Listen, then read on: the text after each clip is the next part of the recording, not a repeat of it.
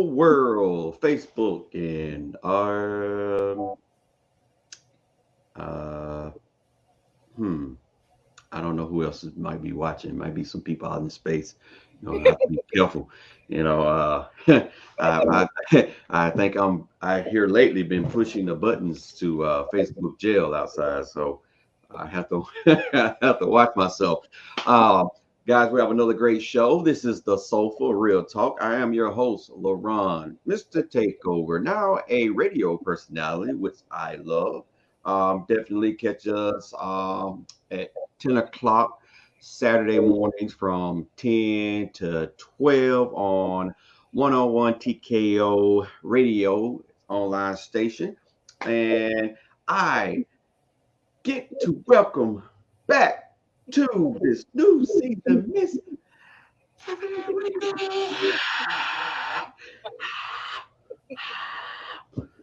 Whitney. What do you have for today? Thank you so much. Thank you so much. I have missed being here on the So For Real Talk with you guys for the summer for the time that you took off for the hiatus. But Yes. congratulations on all the things that you've achieved in that meantime. And I am so happy to be back with you.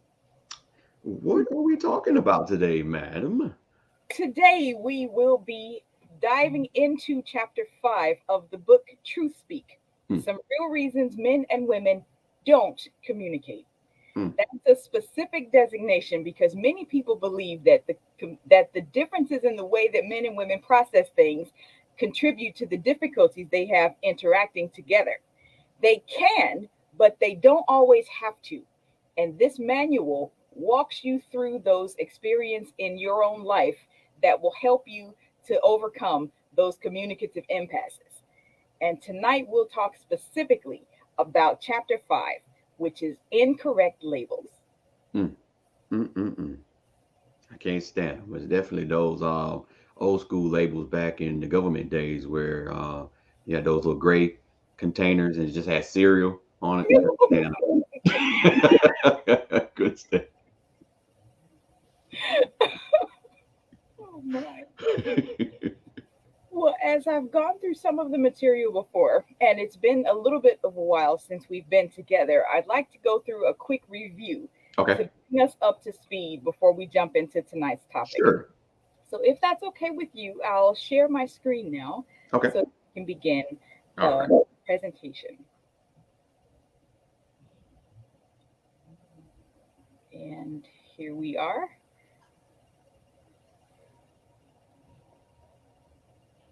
Oop. Okay, we are at Incorrect Labels, Chapter 5 of TruthSpeak. Remember, this book is about helping people establish the connections that they want versus just the company that they find. And that's one of the substantive premises throughout the entire work.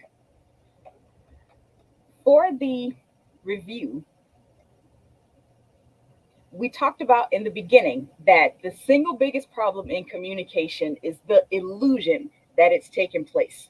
That is a quote by George Bernard Shaw, and what it entails is the idea that people can converse with each other and believe that they've communicated, only to later recognize that they didn't communicate at all, that the person walked away from that conversation believing that they had an understanding that wasn't necessarily what the speaker had intended. Okay. Last time we were here, we talked about the modes and the vehicles of communication. The voice being one, the tone and the inflection, and the idea that if the voice and the words are opposite, the manner that it's delivered will take precedence. Which means if you walk up to someone who's having a bad day, you can see it on their face. They're crying, they're frowning, they're having difficulty, and you ask them how are they doing, and they say to you, "I'm just great." The words suggest that they're having a good day, but the mannerisms and the body language tell a different story. And normally, when that happens, the body language and the manner that it's delivered is it will take precedence over the actual words.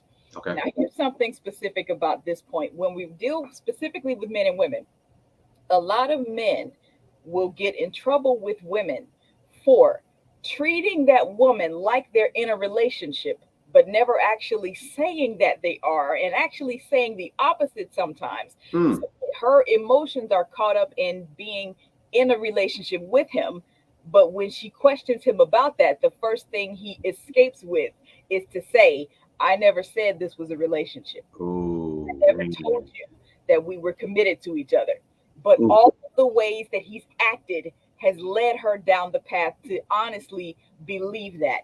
Not necessarily because she just wants a relationship so badly, but because he's texting her kisses, good morning, beautiful, every day, and all of those things that he knows that she wants from someone in a relationship. He's doing those things, and that coddles her belief in that way, because his actions are saying one thing, then his words say we're not in a relationship.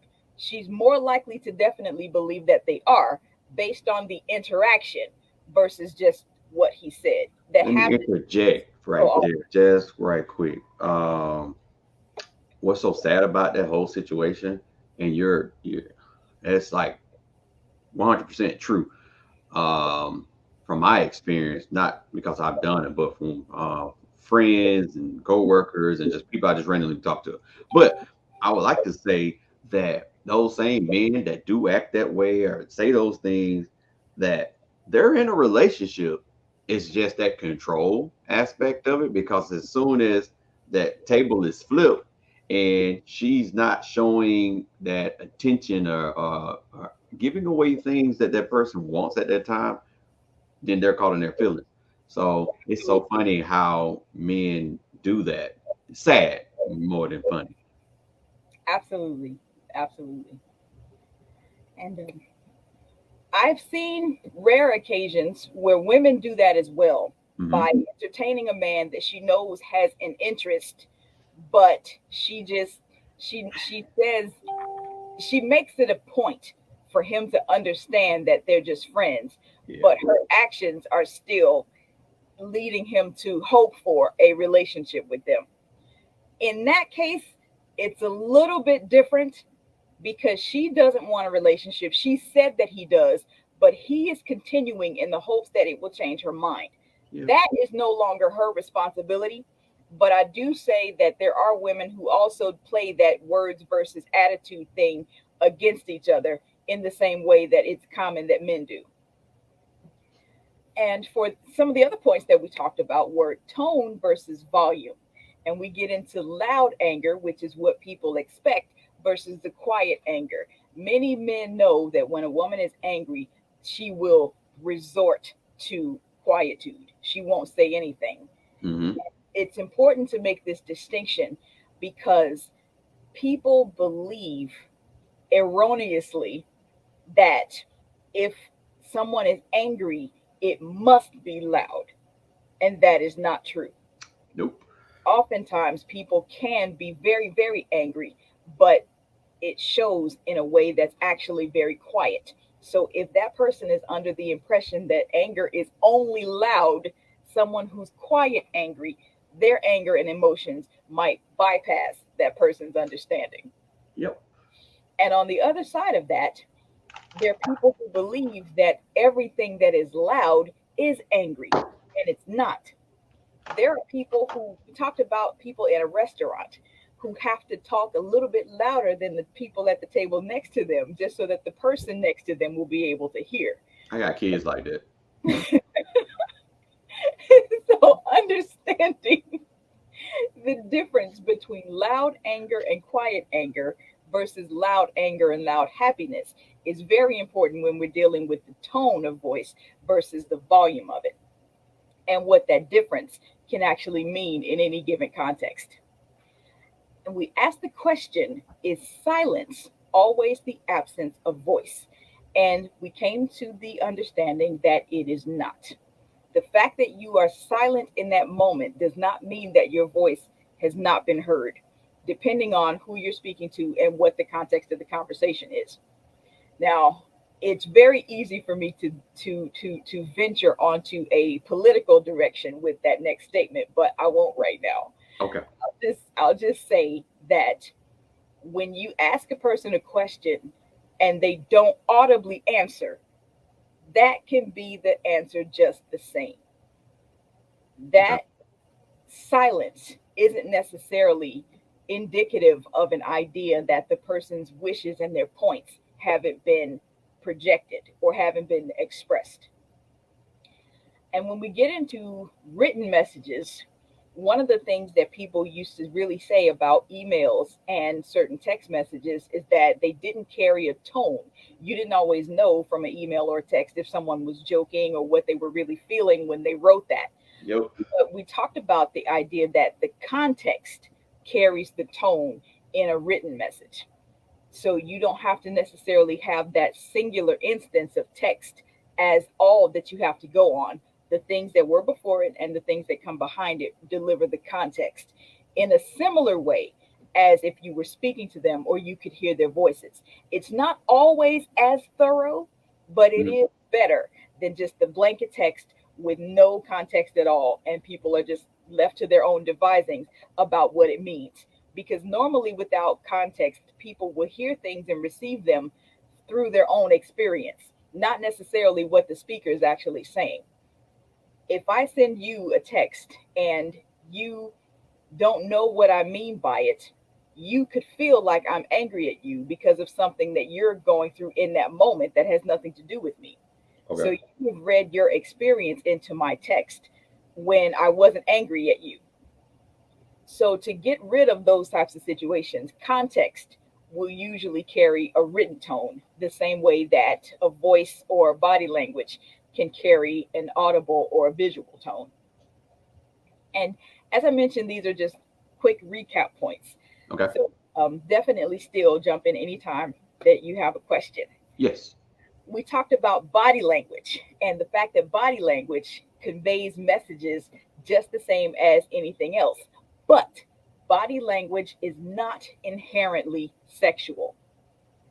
Body language is only the idea of conveying a message through actions or gestures. And it's only considered sexual because some of the messages delivered with body language are sexual. Hmm. I've been lied to all my life. You sitting up here telling me this stuff here. And you tell somebody else. You matter of fact, you tell the world that they looking at you kind of crazy. What? Body language? Sex is body language. It's not at all. It's not at all. Body language is not inherently sexual, but some sexual messages can be delivered through body language. A look in the eye, a certain smile, but you could also say those things. Mm. I think you're gorgeous right now, and I can't wait to get out of here with you. You could say that, Yes. and it would deliver the same sexual message.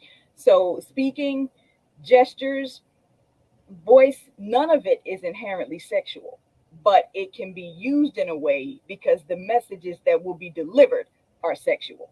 Okay. And body language includes facial expressions. The emoji industry is huge the way it is now because we started putting little happy faces in emails in order to explain an emotion or context to what we're saying so that people don't think we're angry when we send these text messages that don't have any context. Yep. Rolling your eyes, smirking, shaking your head, all of those things are body language that is expressed through the face because the face is a part of the body. So smiling is included in body language. We talked about appearance, and the simple point about that was if you care about yourself, it'll show in your appearance. If you don't, that'll show just the same. Mm. And the question is, can your appearance deliver a message? Absolutely. And we dealt with mixed messages about appearance as well. And the mixed message that we talked, one of the ones that we talked about was if someone has a professional appearance, but then they begin speaking and you recognize that they don't know anything about what they're talking about, that is an example of a mixed message that can be delivered through appearance. The other Now, The other ones are on the screen here as we talk about the men. They say that they wear these flashy clothes and flashy jewelry, but they don't want to go digger. Women will wear scanty clothes and cleavage up to her chin and say, why does he only want my body? Well, that's a mixed message here. You're offering it, then you want to pull it back. You're offering it, then you want to be angry at them because that's what they respond to. No, those are completely mixed messages, and men and women both do it. Women are dragged for it more than men, but they Yeah. are indeed guilty. Yeah. Man. Yeah. It's just man. You're like going in real dangerous territories with And well, that does complete the quick review of some of the material that we had spoken on before, and into tonight's topic of incorrect labels. For the definition of a label, we have several actually. One, label is an item, just like was on the flyer. It's a slip of paper or a sticker used for identification or as indication of content. It tells you what it is or what's in it. Another label in concept is to give a label, to apply a label, to set parameters for interaction. That's the label that most people use in relationship contexts, Okay. that they don't want a label. And we'll get into why in just a moment. Okay. But the purpose of a label is to provide handling determinations, to show you how you should handle whatever this thing is. Hmm. And as an example, let's look at the different types of trash receptacles that we would find in a hospital. First is regular trash, fast food paper, regular handling. You don't need anything special to handle that kind of trash. Secondly, we deal with shredded paper. It might be confidential records that require private handling.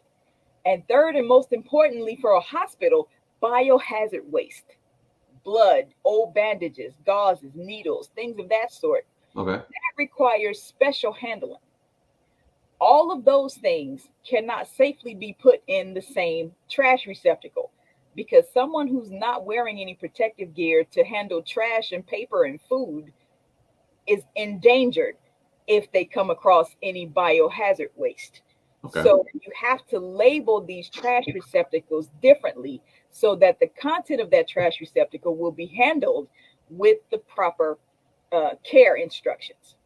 So a label doesn't give you everything about what's in there sometimes, but it will at least provide rudimentary care instructions, the basics for how you interact and proceed with whatever thing that is. So, what happens when there is no label? Hmm. Picture example. What is this powdered substance? It could be salt, it could be sugar, or it could be arsenic powder. Cocaine. Cocaine.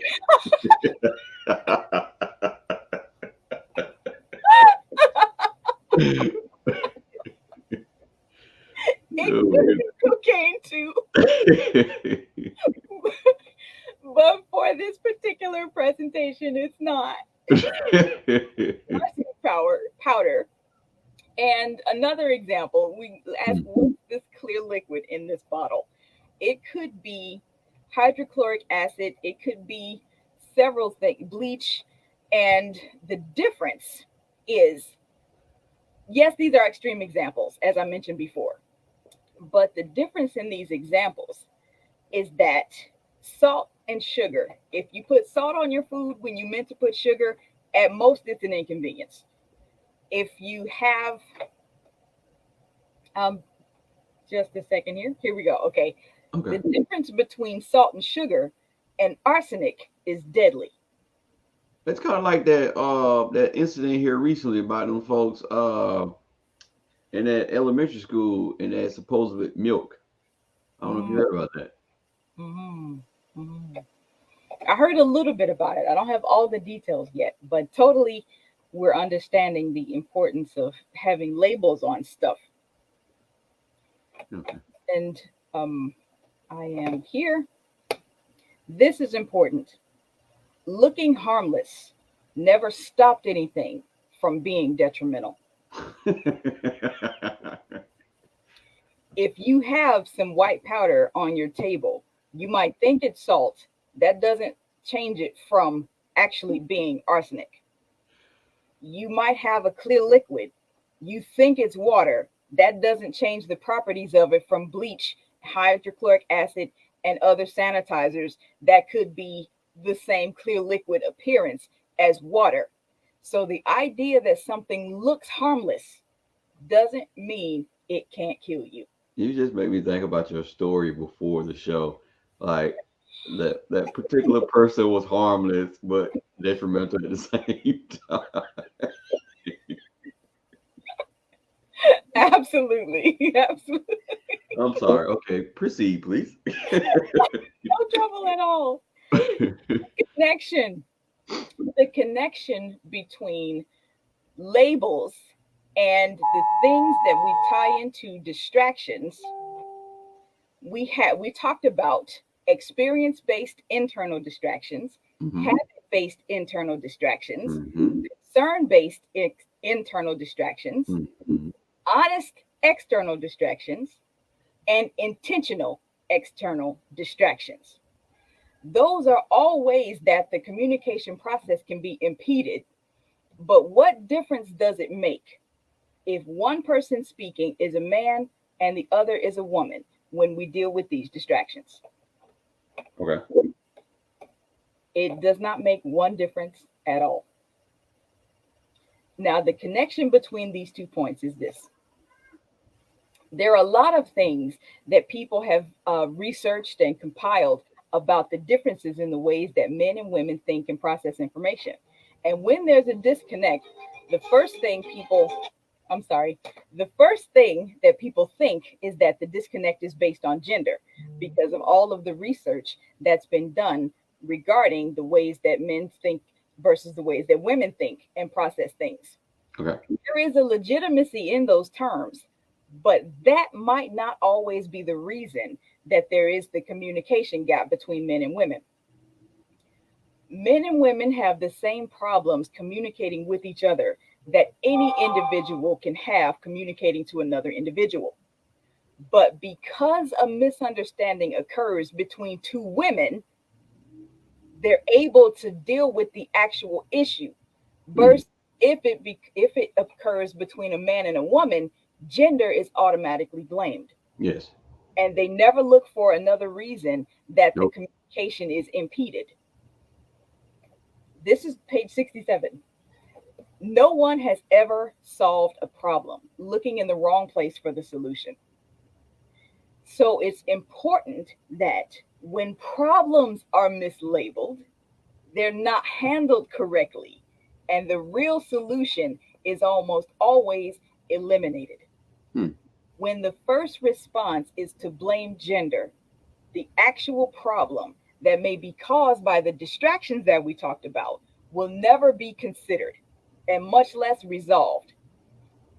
In other words, if there's a man and a woman speaking and they reach a communicative impasse, it's easy for them to assume that the problem is gender related, but one of them might be distracted. If a woman and a woman are having a communicative impasse, neither one of them is going to assume that gender is the problem, and they will actually seek to address whatever distraction is producing the communicative impasse at this moment. That's why it's so important not to mislabel communication problems between men and women as just Gender. gender based. One of the people could just be distracted. Okay. So here is a graph, and a graphic. I'm sorry that I've devised to further illustrate the point. Okay. If a man is talking to a man and one of them is distracted, they will try to resolve the distraction and then try to make the point again because they recognize that as long as they've been talking to each other, they're still not getting the points across. Mm. Communication is achieved when they resolve the distraction and try to deliver the point again. Okay.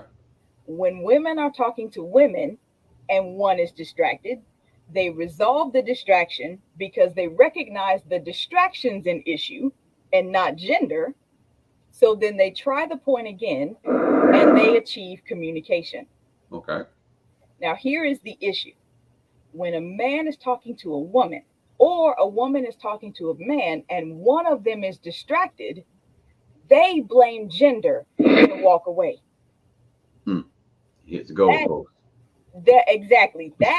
Does not that does not produce the communicative exchange that they both need in order to overcome the impasse that they've experienced in that moment. Now, here is another, this is a furthering of that graphic. If a speaker presents a thought to someone who is the same gender, it's sometimes assumed that there will be understanding. Understanding is expected. If a woman is talking to a woman, or if a man is talking to a man, understanding is expected if it's the same gender.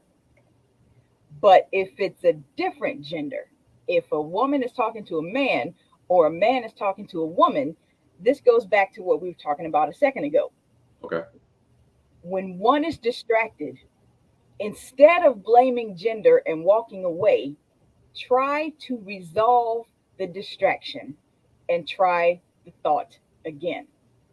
And that is where the communicative impasse is overcome and they're able to actually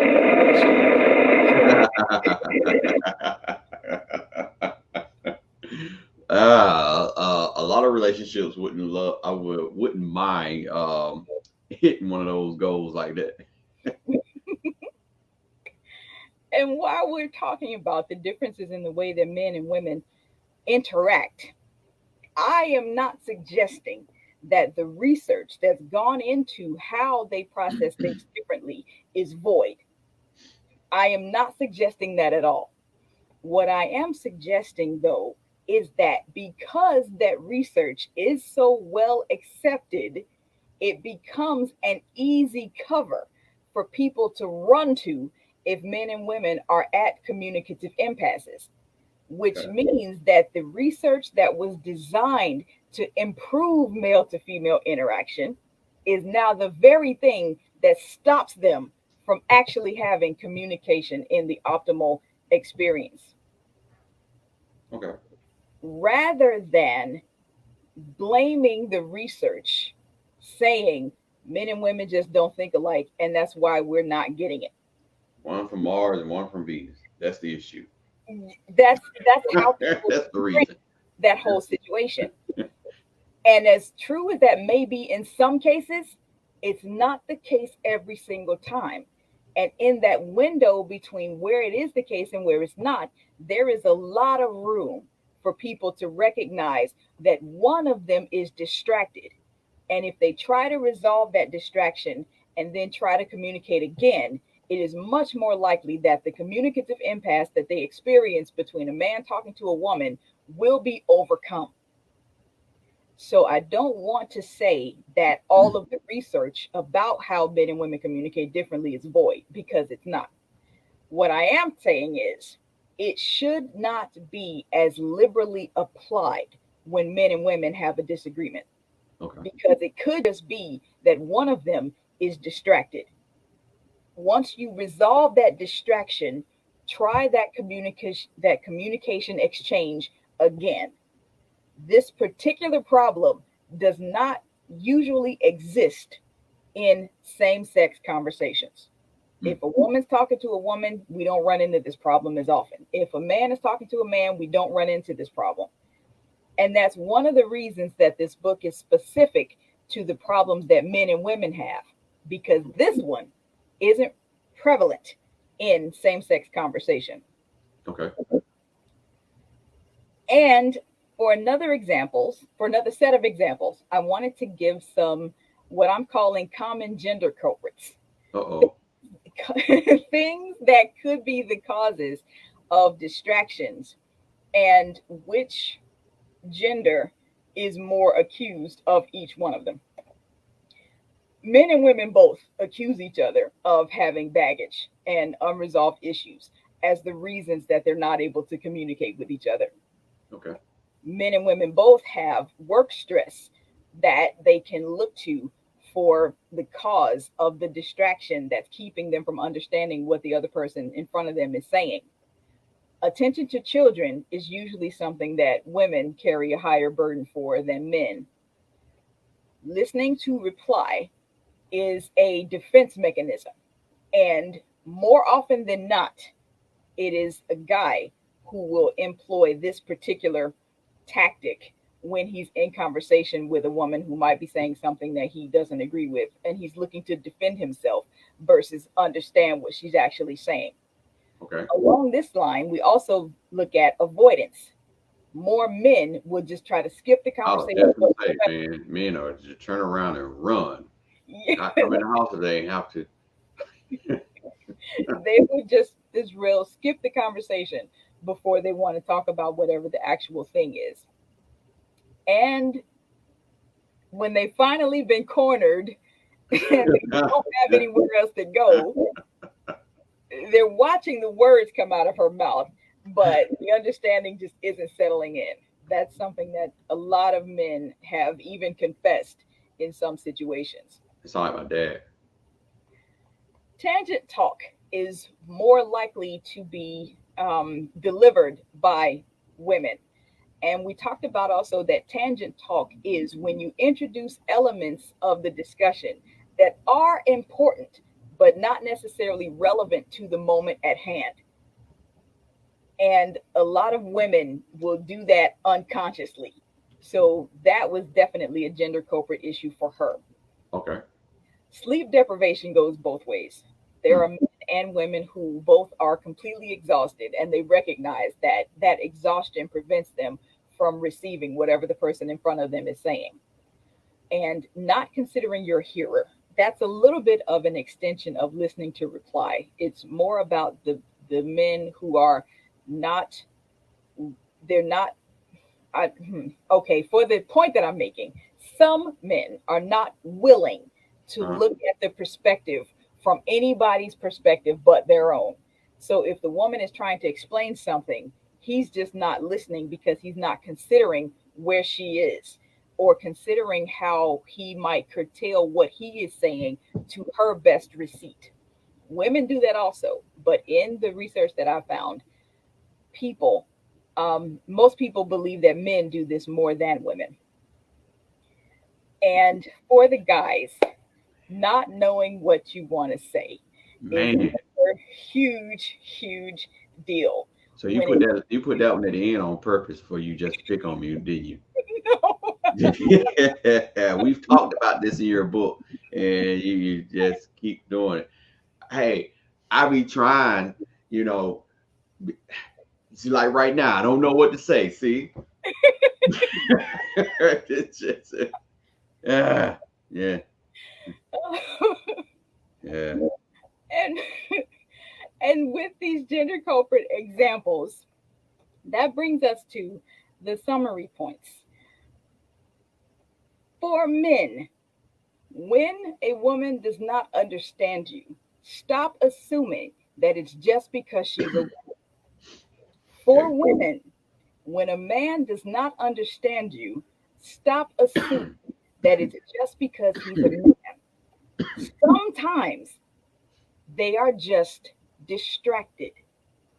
And if you look to resolve that distraction, you improve your chances of optimal communicative exchanges between men and women specifically. How does So, this tie into labels? okay. Giving the incorrect label to a problem is almost a guarantee that it won't be. And this may seem harmless to just blame the communicative impasse on gender and move on. But like we discussed, looking harmless has never stopped anything from being toxic. Hmm. It looks harmless to say this man and this woman can't communicate just because men and women think different. It looks harmless, but it's actually toxic to their communicative exchange capability because it never addresses the actual problem that's stopping them from having the communicative exchange that they need to in that moment. Okay. And what were you about to say? I was fin to say that this is the distraction part is and like to unpack everything that you said for me because I can find myself or I can feel as though I noticed that hey, I'm trying to explain something to Bay and she is distracted and um it's not because she's ignoring me or she don't want to know what the issue is or whatnot. She's just kind of distracted, whether it's something dealing with work. Maybe every once in a while she does have her phone in her hand. or just stuff going on and it's okay to figure out what that problem is before you get to what may be a serious issue between the two. Because that problem may just be a little simple, or never know, that problem could be coupled up with what you have to discuss. No, no. Absolutely. You're absolutely right. And that's a perfect example of the point that I'm making. If you in this particular example that you've given would have just assumed that she doesn't understand you because she's a woman and you're a man, whatever she actually was dealing with, even if you could have resolved it simply, you never gave your communication that chance because Hmm. you threw it off as just being a gender-based issue when it really wasn't. And that's especially toxic if, like you also said, it's a small problem that could be resolved simply before it becomes larger, Yep. before it becomes detrimental to the relationship, before it becomes something that's festered into a disgusting leech of your interaction when it could have been prevented in the beginning. If people just take that extra step to Mm. make sure that the person who is not hearing them is not distracted, and that distraction is the reason versus just blaming everything on gender. It's like hard for uh I, not to point fingers at society, but society is such 75% corporate of us being dumbfounded on having the ability to talk, and we're lazy. Absolutely, absolutely. Lazy. We would rather fight with, and the thing that we would rather do instead of solving problems, it takes more energy for me to be mad with you because I don't think you listening to me instead of just trying to figure out maybe there's something going on that you're not all there, that you're not hearing what I'm saying. Versus, you know what? Forget you. You're ignoring me. You hate me because you're a woman and you're from Venus. Yeah.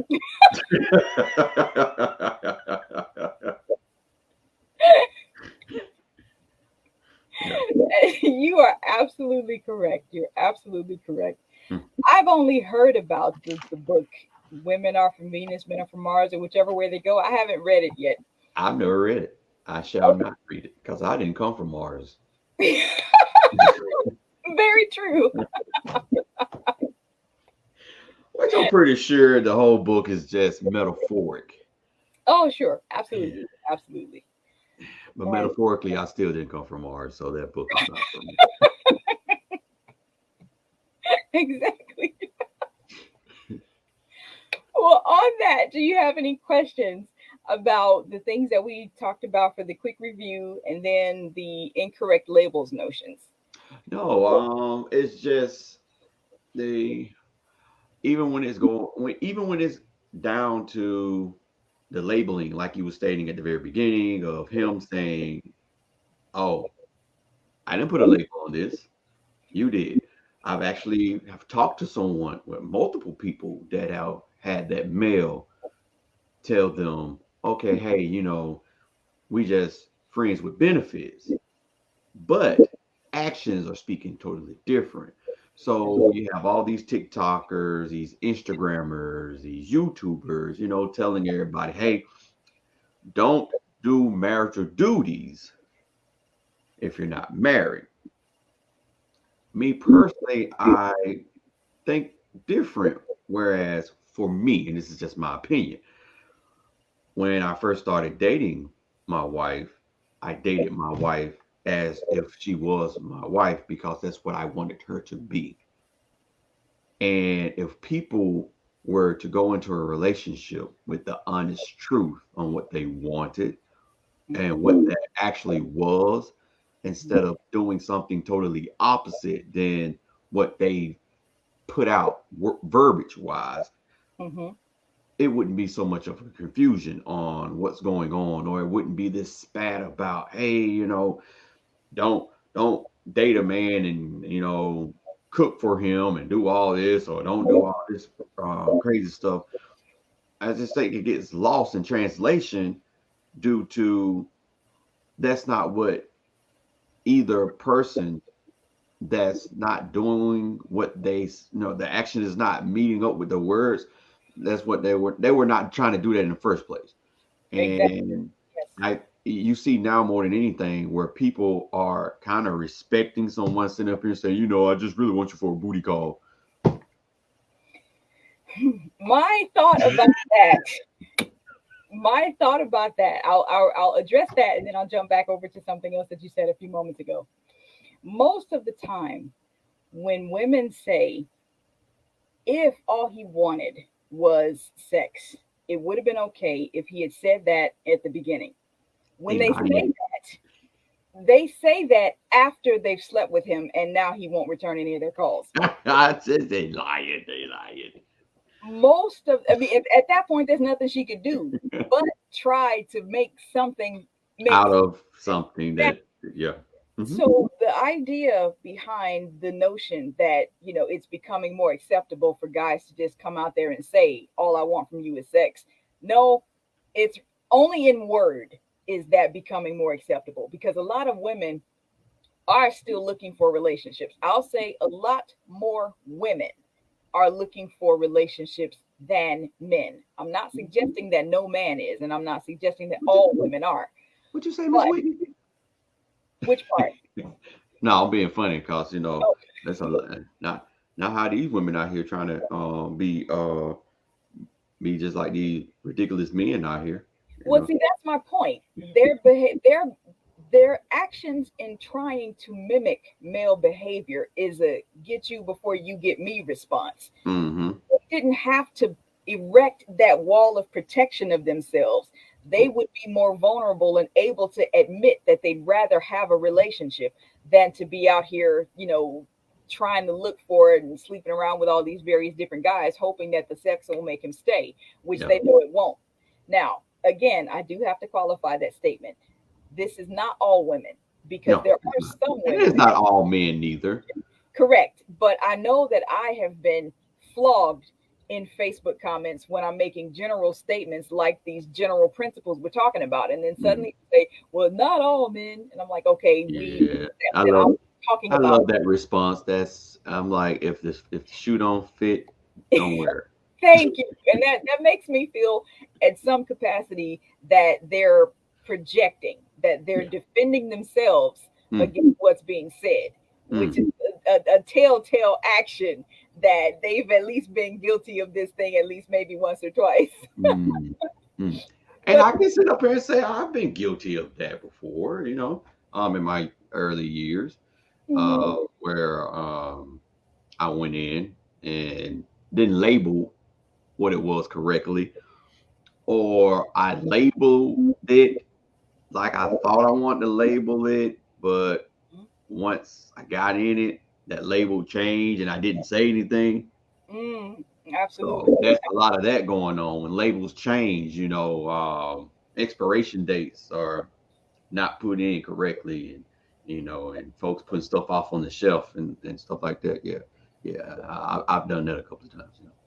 One of the things that I find it very interesting that a conversation about relationships revolves around is, how do you know if your person is the one? Hmm.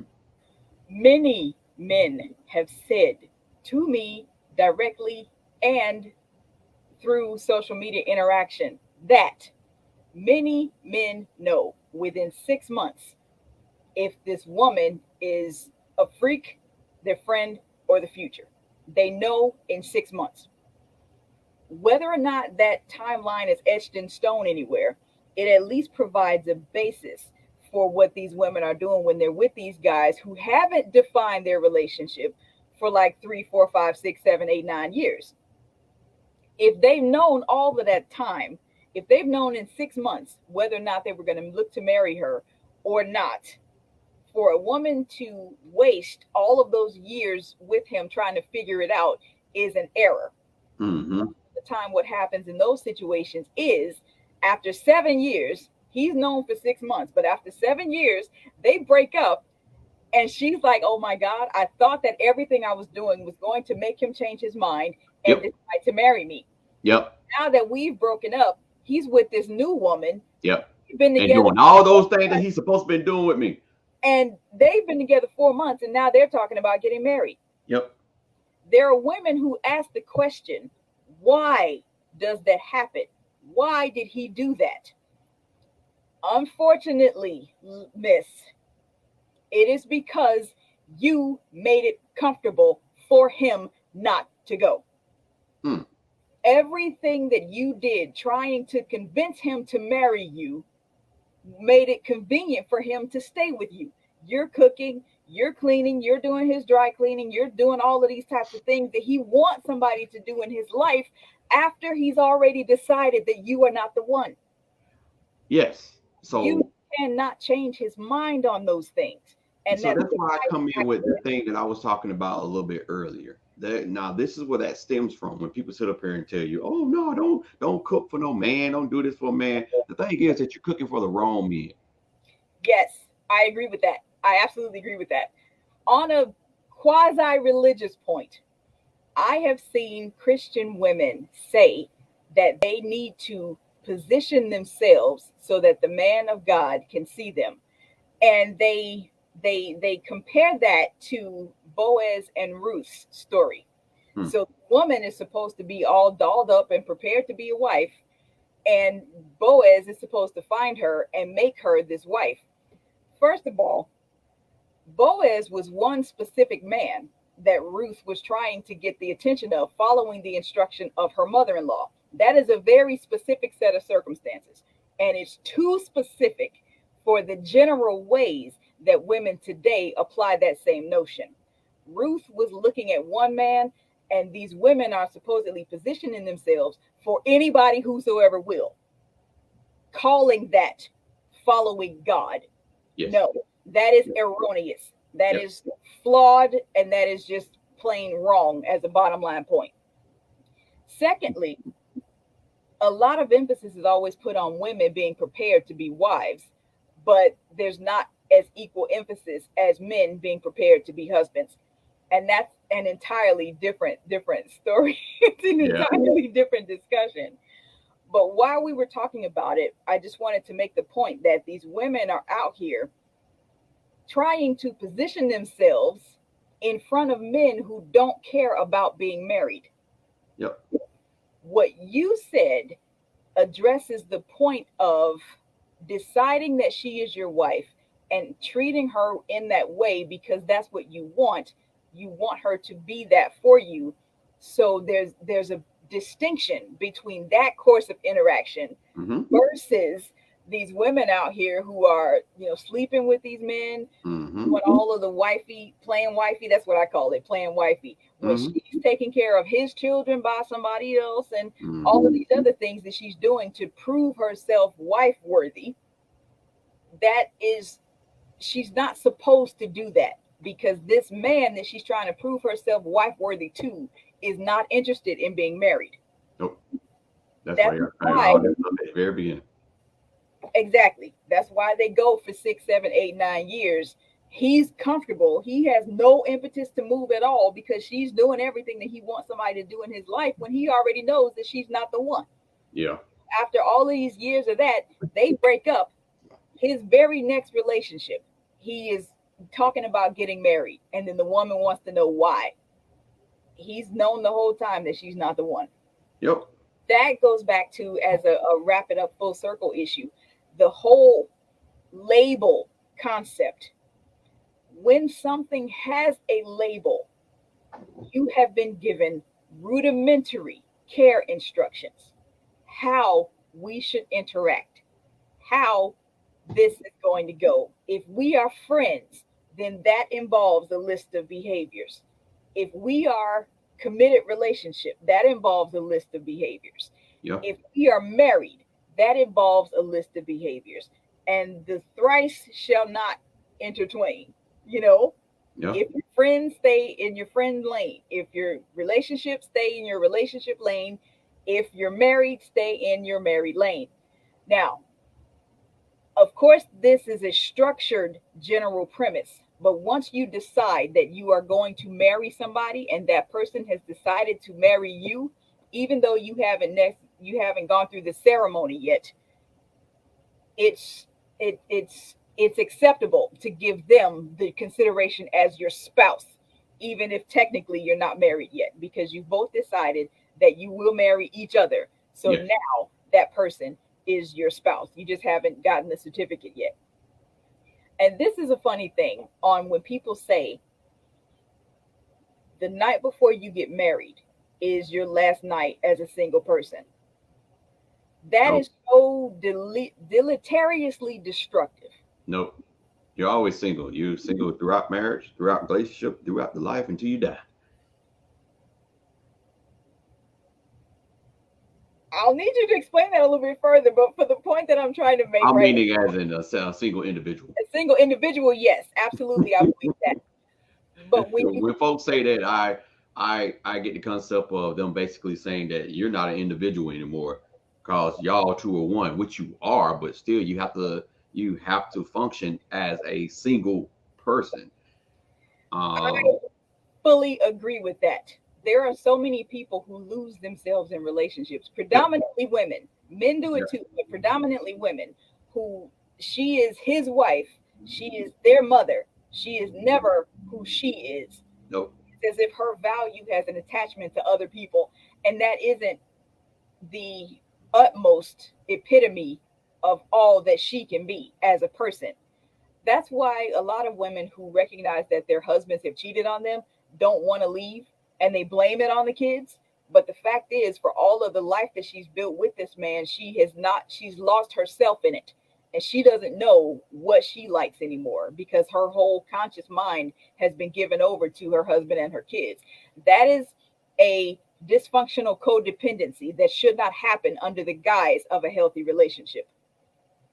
But the other point that I was making a few minutes ago is that when people say the night before your wedding day is the last night of your single life, that's wrong because you stopped being single as an unattached in relationship when you and that other person decided to commit to each other.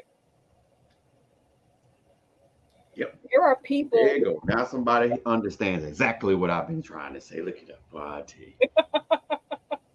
It's pretty much a covenant between you and that person. exactly. And when people act like you are single, committed relationship, but still single up until you actually get married, that leaves open the door for temptation. Yep. That leaves open the door for instances that a person in a committed relationship would be fortified against. But Yep. because they're thinking with a single person's mentality, they're more likely to fall and slip up over those things, which are completely preventable if they would stop regarding the lack of a marriage license as a single designation after they've committed to somebody. Yep. That is a respect for the relationship that gets lost in this social media hookup culture. Well, Miss Whitney, I did not pay attention to the time. I need to go Oh, pick up the wifey. I do okay. apologize for that. But that last statement is probably going to be a part of some of the upcoming shows. Wonderful. Uh, definitely. But I enjoyed this crazy label thingamajig that I don't like labels, but I do understand why labels for instructions. Definitely.